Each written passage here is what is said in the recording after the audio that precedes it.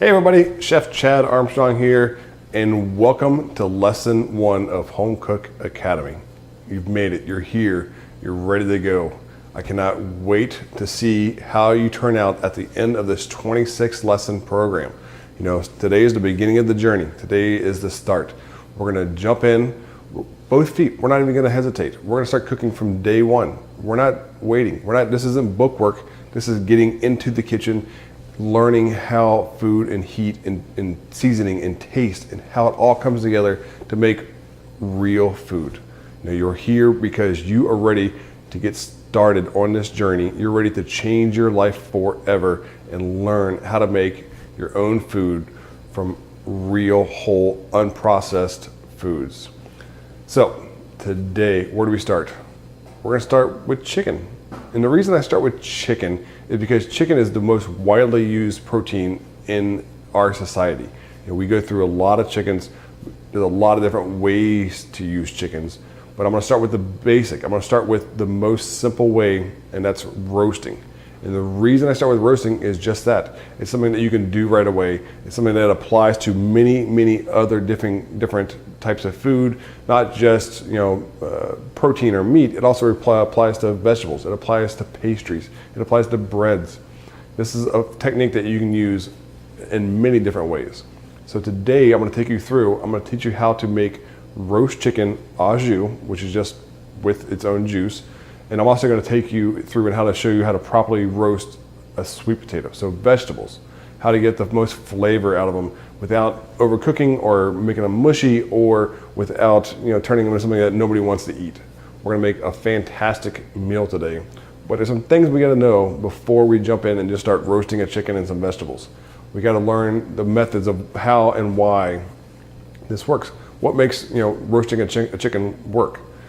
I've gone ahead and I preheated my oven. I've got it up to 425. And the reason I did it so high is because with cooking and roasting, with chickens especially, is there's a moisture on there. But you want to take and you want to dry it out as fast as possible. I also pulled my chicken out of the fridge about an hour ago. So it's not going to come up to room temperature. It's not going to spoil in that short period of time, but it's going to allow that cool, 33, 34 degree temperature to break just a little bit, so it'll cook in a little more evenly when we do get it into the oven. So my oven is preheated to 425. I did also lower the rack in the oven to the lower part of it, so it's down lower. That way the chicken, when it's in the roasting pan, will be right in the middle of the oven, and that's what you want. You don't want it up really close to the burners or to the top of the oven where a lot of the heat sits. So the way heat works, and this is going to be called convection. This is the heat transfer that we're using today, and that's convection. So it doesn't mean that you actually have to have a convection oven.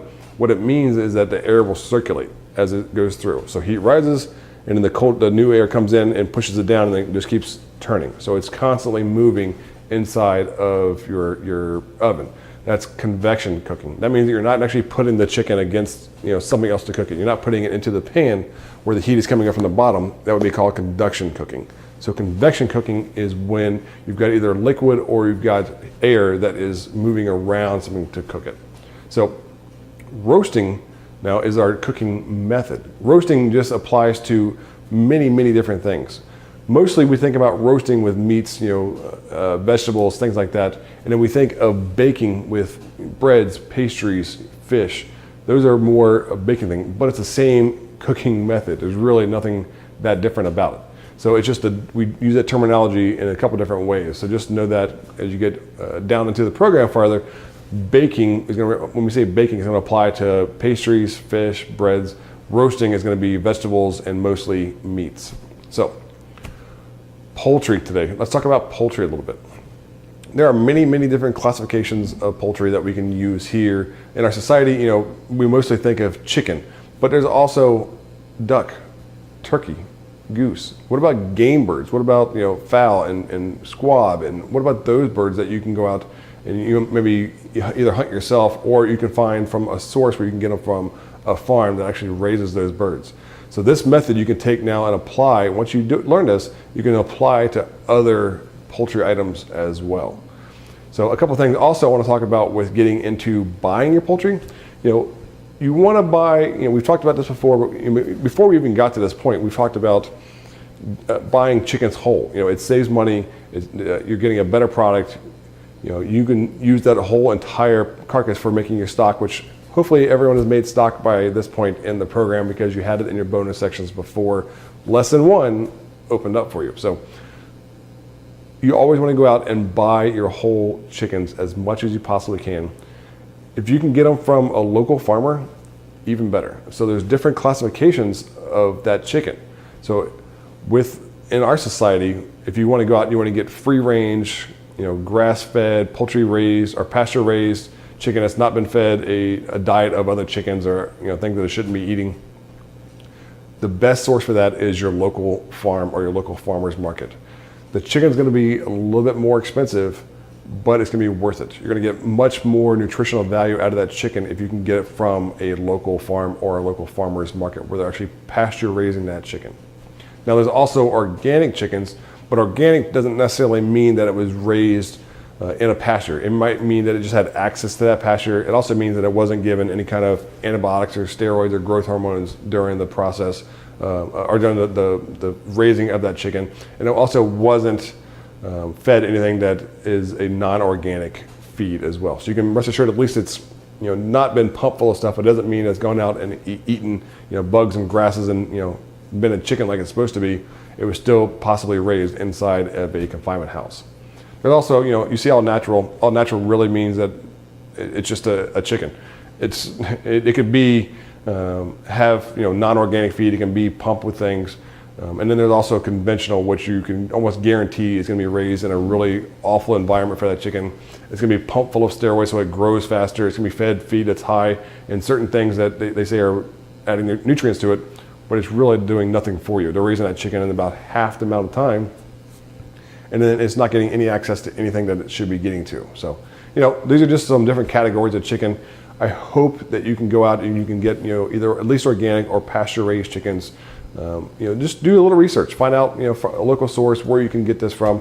But, do your research, get out there and try and get, just make a wise decision. So I'll get off my soapbox now and we'll get back to roasting chicken. So, like I said, I started my oven. That's the first thing you always want to do when you're getting ready to roast, especially if your oven needs to heat up. Even when the light goes off and it says, it's at the temperature, it's ready to go, give it still a little bit of time to really get things cranking in there. So the key to roasting poultry, and what we're going to do today is the chicken, is you want to start with a higher temperature because what we want to do is get that nice golden skin. So that nice dark mahogany color that you want to see. That's where you're going to develop a lot of flavor inside of your poultry, inside of your chicken. The next thing, after we get that skin, we're not going to cook it all the way at that high temperature. The next thing you're going to do is you're going to turn down the oven to 325. And what that's going to do is allow it to not be so intense with heat and slowly go through and evenly cook that chicken the rest of the way through.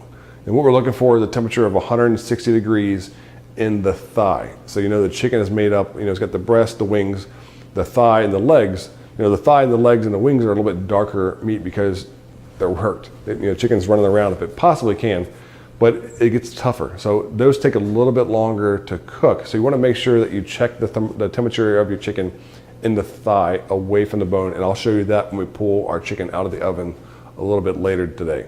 So you also want to season. So I like to take and put a little bit of oil, all around the chicken. I'll take and coat it, and then I'm going to season inside and outside of the chicken with, some salt, pepper, and then some other spices and herbs that I'm going to show you today, and also in the recipe that's attached to this video. This is my recipe for my roasted chicken. Feel free to use it, but also feel free to expand, add the spices that you want to. But I encourage you, practice this, do it over and over again. This is that repetition thing we've talked about. I'm also going to show you how to stuff the chicken, but I don't mean stuff the chicken packed full of, that bread stuffing that you do on Thanksgiving. What that does is that is going to slow down your cooking process. So if you put a lot of heavy duty, really dense stuffing into the cavity, what it doesn't allow is for air to move through that chicken and cook it more evenly through the inside of the bird. It really will slow down the cooking time as well. So what I like to do is take and add aromatics. So aromatics are things like fresh herbs or mirepoix or lemon or citrus. Something that you can put inside, that you can loosely put inside of the chicken that's going to add a lot of flavor, and it really does. It makes a big difference in the flavor of your chicken, and it's also going to allow that air to still continually move through the chicken as well. So let's go ahead and move over to the cutting board. I'll go through. We're going to walk you through on how to truss, how to season, how to get the chicken completely set up on a roasting rack and get it going into the oven. And then once we get it done today, I'll take you through on how to make an au jus. So your sauce that your drippings that are left over, we're going to add some flavor to it. We're going to make a sauce from that today. And then also I'm going to show you how to properly cut up your chicken as well. So that way it can apply to the chicken, it can apply to the Thanksgiving turkey, it can apply to whatever, as long as it's poultry, how to cut up poultry that's been roasted. At the end of the day, we're also going to make a roasted sweet potato, which is going to be something that you can put with the dish. But what it does is it gives you another roasting technique on vegetables. So let's go ahead and get over to the cutting board. Let's get started on roasting and the chicken. All right, so welcome to our workspace. I've got everything laid out to roast our chicken. You know, cooking is really all about getting yourself set up, you know, what the French call mise en place, you know, everything in its place, everything ready to go. So that way you're not having to run around your kitchen. So each time when I'm gonna make a meal, I take the time to set things up. I get little containers that you can see, like here, I get, my little ceramic molds, I get my sheet trays, I get everything that I'm gonna need ready to go before I start doing any cooking.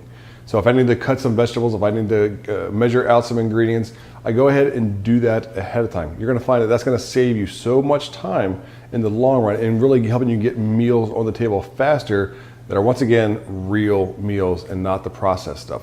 So it's really all about, we're busy. It's all about, saving as much time as possible to put the best food in our mouths as we can. So I went ahead and pulled out our chicken. Like I said, this chicken's been out for about an hour. I really wanted to give it some time to just start to break that cold so it develops or it cooks that much faster in the oven, a little more evenly as well. I've got everything measured out, including I've got my roasting pan. So this is the roasting pan that I use. You do not have to go out and buy a roasting pan like this if you don't have one. You can use several different things to cook your chicken in. So I like to use this because it's got a rack that keeps my chicken off the bottom. And what that does is that allows the air to circulate and not have the chicken sitting in its own fat while it's cooking, where you don't get a nice crispy skin on the bottom. It's also got high sides. And what that does is the heat is gonna radiate off of that and help cook the chicken all the way around instead of just on the top or wherever the heat is coming from in the oven. Remember, it's convection style cooking, but this is gonna help just improve that cooking around the chicken. If you don't have one, you could always just use a sheet tray with a rack on top of it. Same thing, it works exactly the same way as well. You can also use a cast iron or a Dutch style oven that you can get a chicken into. The big one's a 6 quart and above. You can fit a whole chicken into it, and that's gonna act kind of the same way as a roasting pan. This roasting pan is also big enough to hold, a 15-pound turkey as well, so I can use it for several different applications. But today I will be using this. But like I said, do not run out and buy a roasting pan just like this if you don't have one. If you want to invest in some stuff, I definitely recommend getting some things like this, but you can always just use a sheet tray with a rack. So I've got that ready to go, and that way, by having everything ready and where I'm at, I'm minimizing my running around time in the kitchen. I also am not going to be, contaminating the kitchen. You do have to be careful with poultry. When you handle it, you want to make sure that you keep the area clean that you're working with, and you don't want it to go touching a bunch of things. Your faucets, your door handles, your ovens, the equipment you're working with, because you're now transferring, possible contamination, with salmonella you can get anywhere else in your kitchen. So make sure that you work in a clean way where you have things at your disposal that you can wash your hands really quickly with, that you can clean your counter, that you know exactly what you've touched when you've been in the process of making your chicken. I went ahead and put it on just a quarter size sheet tray, and that way I can season my chicken. If the juices that do come out, they're gonna stay contained inside of this sheet tray, and they're not gonna be running all over my counter until I transfer my chicken to my roasting pan. So once I get it seasoned, I get it ready to go, I truss it, and then I get it into the roasting pan, then I can go into the oven. with trussing, we are going to truss our chicken today, and the reason we truss our food, especially things that are a larger piece of meat, or not only chicken, but maybe like a piece of beef or a piece of pork, a loin. What it does is it brings it all together, and that way, instead of like the legs being over here and the wings kind of sticking out over here, they don't burn or they don't cook so fast where the rest of the chicken is still not done yet. What it does is it helps bring everything together into a tight little package. That way it's going to cook a lot more evenly. It's going to have a product where you're not getting something that's dried out where other parts are still uncooked. So this is just butcher's twine. You can find it in your local store, online, wherever, but make sure you get butcher's twine so it doesn't burn in your oven. Okay, so let's go through and step by step, let's go through how to properly season your chicken and then get it ready to get roasted in the oven. I do put all my stuff out, and the reason I do, like even my pepper and my salt and my oil, instead of having them in the regular containers I keep them in, that way I know that when I'm done using it, I just get rid of whatever I have left. It's not a big waste, but I'm not also cross-contaminating and putting my chicken fingers into my salt bowl, or grabbing my pepper mill, or grabbing my olive oil bottle.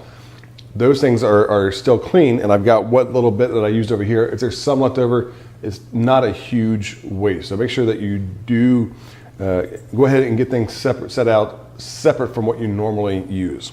All right, so I've got ground pepper and my salt here. I've got my olive oil, which I'm going to use to coat the bird with, which is going to help promote that nice even browning. I've got my aromatics. Remember, aromatics are going to help flavor the inside of the bird.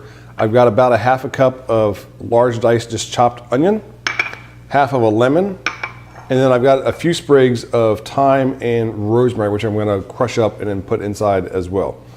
This is not all the stuff that you have to do. You could do other things. You can use garlic, you can use carrots, you can use celery, you can use parsnips, you can use sage, you can use other herbs, you can use whatever you want to, as long as it's not completely jammed inside of the cavity where it's so full that it's not going to be able to allow heat to go through the inside of the chicken.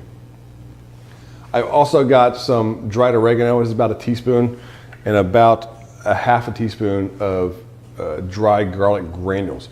You can once again use whatever flavorings you want. Don't let me decide for you. I'm just giving you the technique that you need to properly roast the chicken. And this is just one of the ways that I like to cook my chicken, with the flavors that I like to use. So let's go ahead and add some oil to our chicken. So just pour it on, and then just take with your one hand. You want to try and keep one hand that is kind of dry, but I'm going to put this all over the chicken and flip it over and get the backside as well. And what that's going to do is, like I said, it's going to help get that skin nice and crispy. It's going to help promote a nice crisp skin for your chicken. What that does also is promotes flavor. So a chicken that's been well browned and well caramelized is going to bring more flavor to your chicken. That way you're not getting, if it's just kind of starting to get a little bit color to it, you're not developing as much flavor as you should be. All right, let's season. So you can see when I season, I hold my hand, I'm up high. If I hold and I'll put it right here in front of the camera. If I get really close to it and I start to season, all the salt goes into one area. But if I get high, the salt will disperse all over the chicken a lot more even. And what I'm doing is using one hand to kind of shield and pack on the sides of my chicken, allowing it to fall in place. And with large pieces of meat, you always want to make sure you add enough seasoning to where it can penetrate and season the inside. Because if I just put a little bit of salt on here, sure, it's going to season that one little spot, but once I get below the skin and down into the flesh of the chicken, it's not going to have any salt or any flavor that's going to come through. It's just going to be chicken. You really want to use salt in that flavor, in that way, because salt enhances the flavor of your food. That's why salt is so important in our lives. The key is to not use all the processed salts. People are afraid of salt, and they should be, because the big food companies use salt in everything, and they use high amounts of it. What you want to do is get away from the processed foods into where you're putting the salt that your body truly needs into your food. And you can see it looks like I'm putting a lot of salt on it, but this is a big piece of meat. I've got to make sure that I've got enough salt to where the flavor is going to be everywhere. All right, same thing with my pepper. Let's get that all over. And I always like to season my chicken first before I put my aromatics inside. That way, because I'm turning it over, I'm getting the back, I'm getting the top. You know, you're getting it everywhere.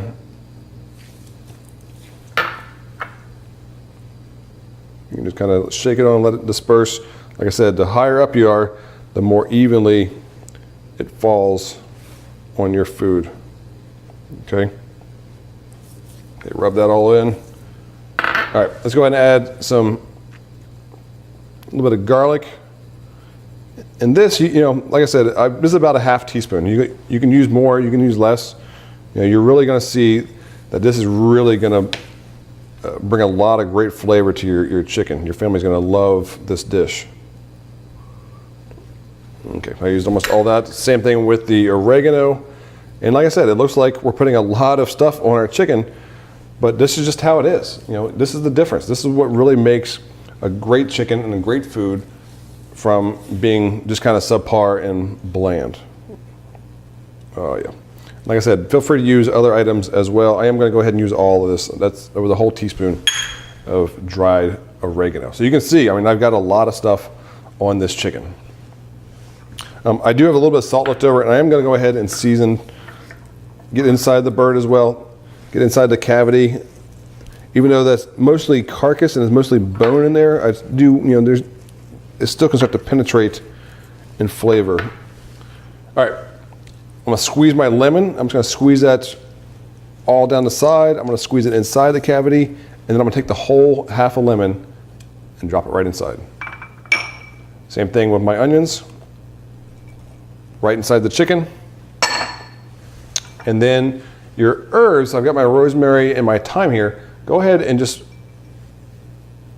bunch those up. You can see I'm just kind of bruising them a little bit, and what that's going to do is that's going to start to release the oils. So the flavor will come out much, much more. All right, so you can see I've got it all right inside the cavity of that chicken, and that's ready now to be trussed.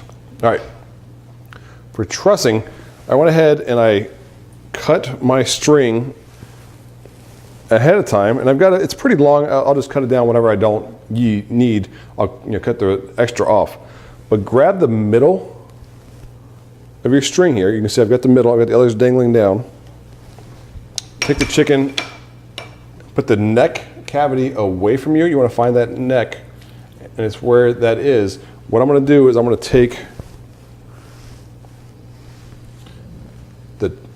the very center of my twine, and I'm going to put that around the neck on the inside part of the cavity. And what that's going to do is that's going to hold that in place. And then all I do is take and run that underneath. So I've got it around the neck cavity.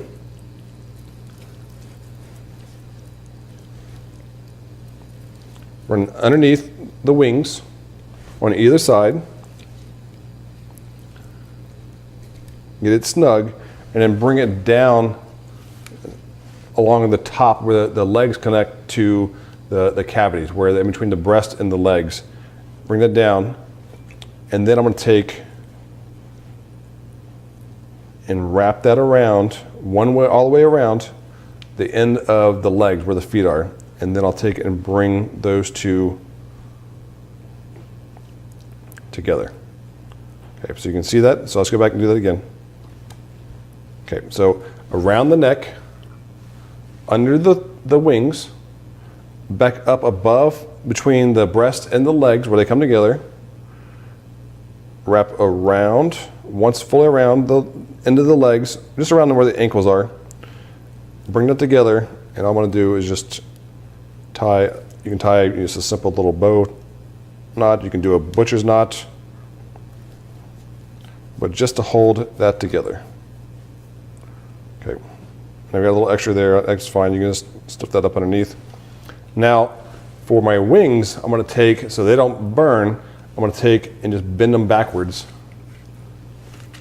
underneath my chicken.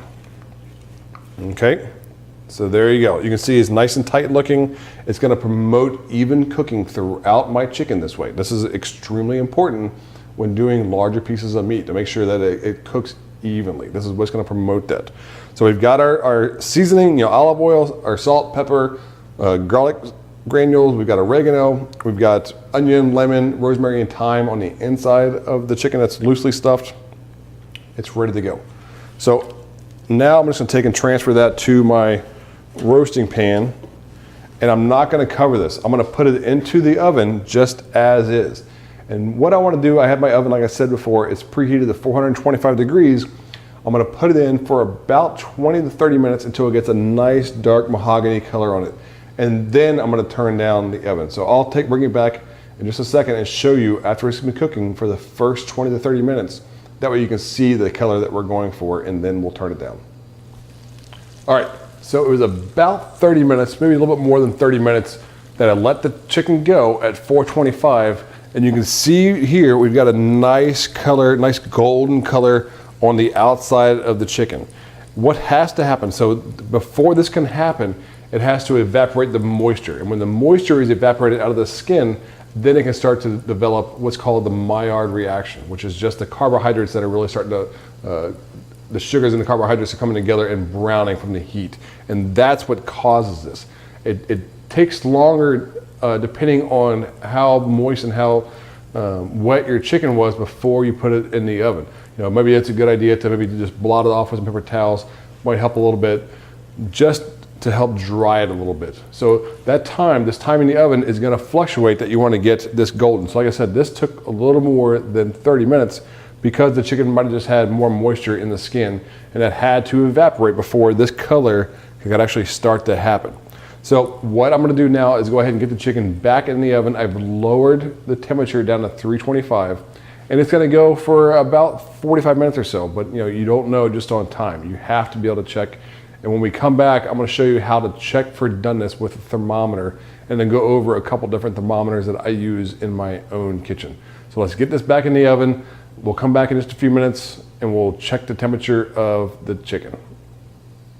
All right, so our chicken is now out of the oven. It was about 50 minutes after we turned it down to 325. You know, let it go. But now you need to know how to test for doneness. So even though I've pulled it out of the oven, I haven't checked it yet. What I want to do to make it easier though, because it is in this deep roasting pan, I don't want to burn myself, and it's easier to check when it's not, is I'm going to pull the chicken out, just leaving it on that rack and putting it on just a sheet tray for the time being. And that way you can see also in this pan, all of that is all flavor. So we're not going to waste that. We're going to take, while our chicken is resting, and we're going to make our jus out of this. So I'm going to put this over to the side, just on the stove, just to get it out of the way. Let's bring our chicken over here. And I want to show you how to check for doneness. There's a couple different ways, and I did bring out some of my thermometers as well. So just to go through these, this thermometer is what's called a probe thermometer. So it's got a probe with a cable on it. You can see the cable detaches that goes into the thermometer itself. So this is going to be the display to let you know what the temperature is. And this is great for, you know, you can do it for chicken, but it's great for large pieces of meat. It's great for using for like turkeys that you can get into it. This goes into the meat and it stays with it the whole time inside the oven. The cable runs out of your oven, and this is right on top of your stove. So that way you can see exactly where you're at with the temperature, because it tells you, there's a display that tells you, you know, what the temperature is. It also has an alarm on here. If you want to set the alarm for it to go off at a certain temperature, you can do that as well. So this is a great thermometer to have. They also make what are called instant read thermometers, and I wanted to show you these. These are just that. You pull it out, you put it into the whatever you're testing for doneness, and it instantly gives you the temperature, and then you pull it out, clean it off, and then put it back into its case. And you can keep those, you know, in your pocket or in your sleeve. I've got both a dial one and a digital one. The digital ones are great, but they have a battery, and the battery dies, and obviously this one, battery's dead. So I've got my dial one here, which we're gonna go ahead and use to check the temperature of our chicken. And to check the temperature, you wanna check in the thigh of the chicken, but not on the bone. So in the thigh bone, or the thigh, there's one bone that runs right down through the middle of it. We're gonna go into the deepest part of the thigh. Remember, this is the last part that really cooks on a chicken. And we wanna get about to 160 degrees in that area. So I'm gonna go right, you can see, right into it. And you just wanna feel around so you're not hitting that bone. And there we go. So we can see what our temperature is. It looks like we're gonna be right at 158, 159, yep, there it is, 160. So we are good on this chicken. So let's go ahead and let this rest. And there's a reason I say let it rest. What that means is we're gonna cover it, and I've got this piece of foil here. I'm just gonna cover the chicken. I'm gonna let it rest for about 10 minutes, or 10 to 15 minutes. And the reason you let big pieces of meat rest is because when proteins heat up, all the strands become really, really tight. And when they become really, really tight, it pushes all the moisture to the outside of the bird. So it's underneath the skin on the outside. So it's just hanging out. So if I were to cut into this, get to that skin, all that moisture runs out onto my cutting board. And we lose all that juice. We don't want to do that. By letting it rest, it allows those muscles to relax. And when they relax, the moisture will come back into the meat, whether it be a chicken or beef or whatever it may be, whatever piece of protein you have. It's gonna relax and allow all those juices to come back into the chicken or the piece of meat. The best thing to do is just let it hang out. The bigger it is, the longer you want to let it rest. Like a turkey, an 18-pound turkey, you probably want to let rest for about 20 to 30 minutes covered. It's gonna stay warm, it'll still be nice and hot. Trust me, it'll be hot. But you need to let it rest for a while to make sure that all those juices don't run out on the board. And I'll show you, we're gonna give us probably 10 to 15 minutes to rest, and you'll see the difference in when you cut this up as opposed to when you cut one up that is right out of the oven. So make sure you check for doneness. You can also, if you don't have a thermometer, you can always pull on the bird, and I can feel that that leg wants to come right out. If I were to pull really hard, that leg would just separate. That's another way. And then the juices, they don't always run clear, but if they're mostly clear, it's usually a sign that the bird is also done. But the best way to check is with a thermometer. So make sure you get yourself one of those. Let's let this rest. We'll come back, we'll carve it. In the meantime, we're gonna go over and I'm gonna show you how to make the sauce. All right, so here we are at the end. Our chicken has rested. The juices have come back into the chicken. It's been about 15 minutes.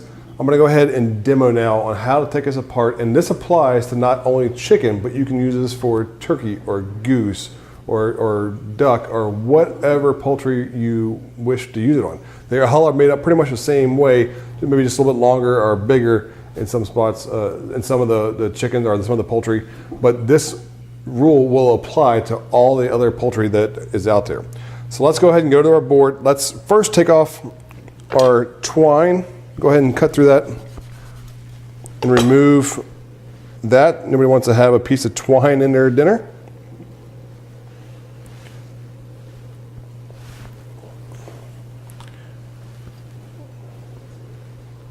Put it off to the side. All right.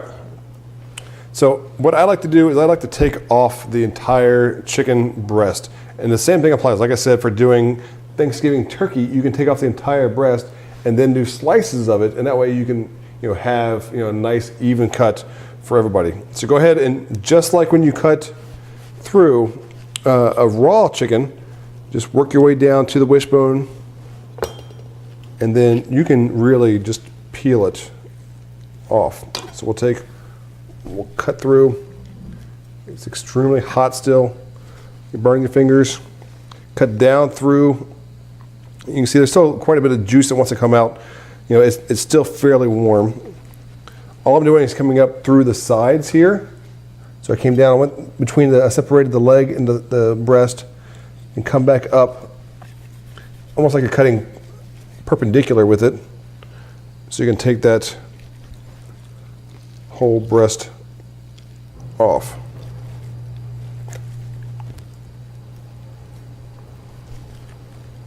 Okay, see now you've got your breast there that you can take and do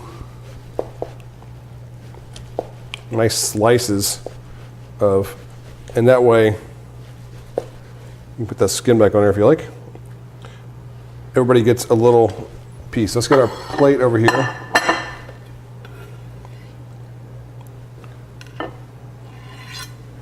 Let's go ahead and take off the other side, and also don't forget your tender too. Your chicken tenders there as well. You know, put that in the center. So go ahead and go to the other side of the keel bone. Remember the keel bone's right there.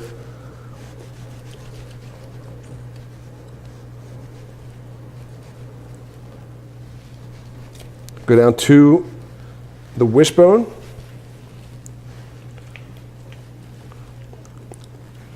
Once again, separate the leg.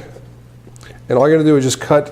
What you're doing is you're going in, you cut down along the breast there, along the keel bone, go down, follow the cavity, and then come down on the outside of it between the leg where the leg attaches to the body and go in that way, like you're just taking off just the entire thing at once. There's no reason to try and shave, you know, like you see people that want to carve the breast off of the, in pieces, off of like a turkey. This is a great way to share the entire chicken with everybody. Make sure everybody gets the piece that they want. Okay. So once again, we'll cut that.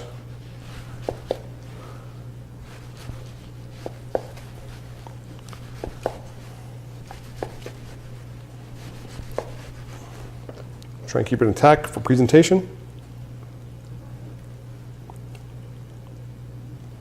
Put that on the plates. Okay, so we've got our wings here, we've got our legs and our thighs still attached. The same thing, you can just pop that thigh out, it dislocates the hip. And you just want to get down in between into that hip socket. Just take your knife, get it in between, and cut straight through. Now you've got your leg and your thigh there. Go ahead and separate those two.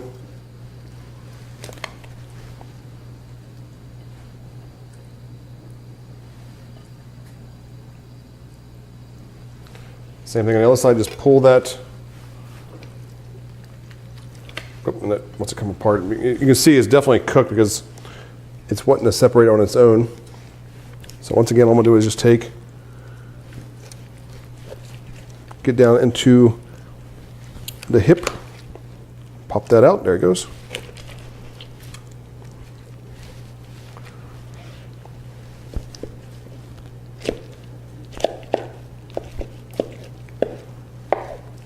Cut in between. And all you're doing is finding that bone where they connect. You can see where the hip comes into the leg, and you just want to go in between that. I'll show you here on the camera. The hip goes in between the leg bone. You just want to cut right in between. That way they'll separate and come right apart. And then you can take the wings.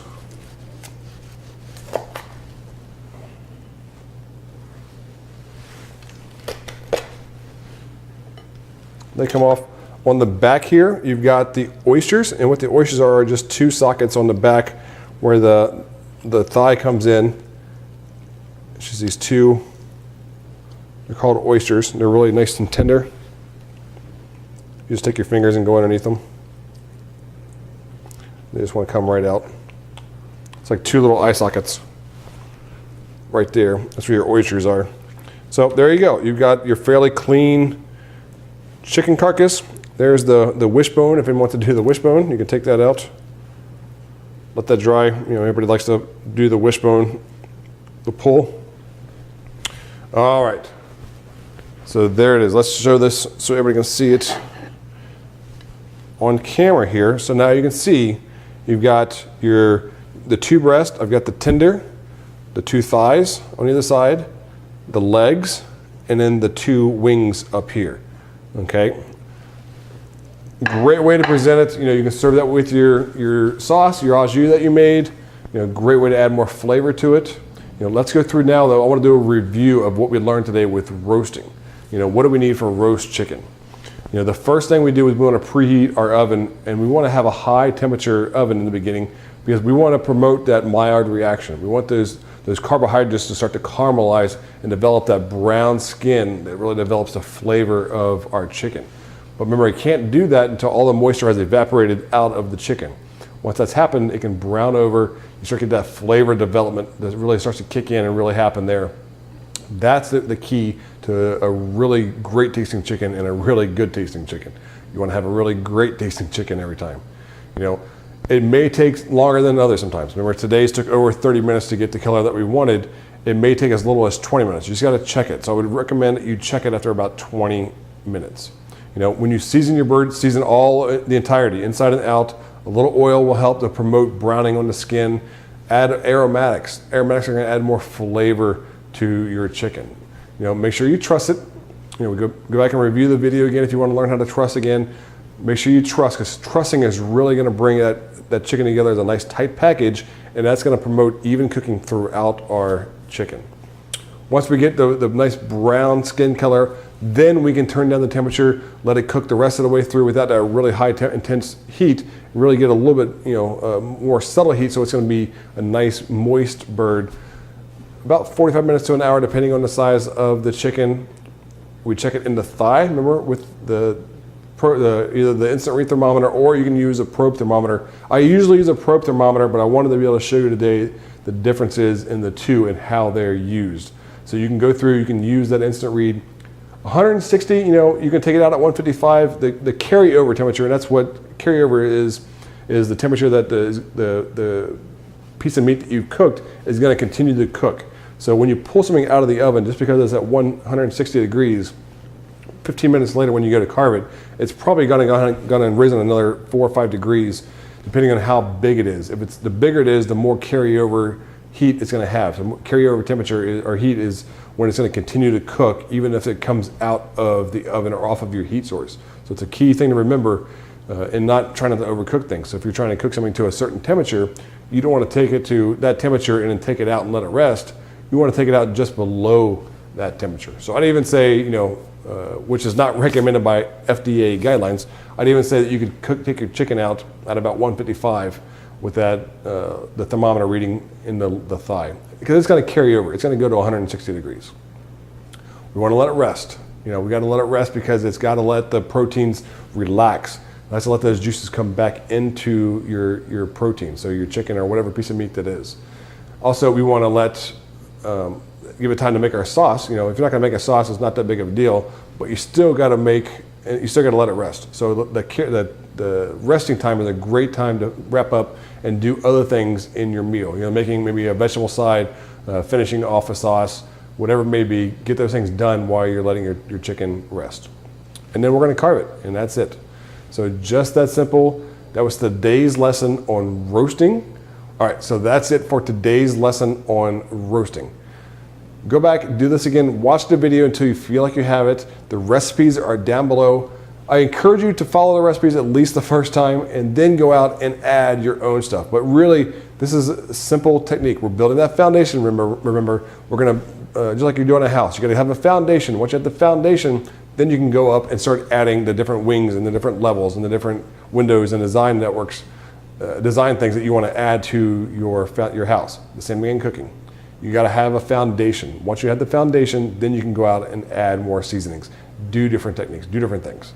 But let's get the foundation first. So today's lesson 1, you're well underway. You're making roasted chicken. Leave comments below. Let me know how it turns out. Let me know if you had trouble, if you're having issues. Let me have you're having successes. We want to hear success stories too. So let's get out there. Let's talk. Let's communicate. Let's get into the forum. Let's get people talking about this. Let's get promoting this. Let's build this so that we're all cooking for ourselves and we're building for the next lesson. All right, until that next lesson, take care, get out there and cook, because life is worth cooking. Take care.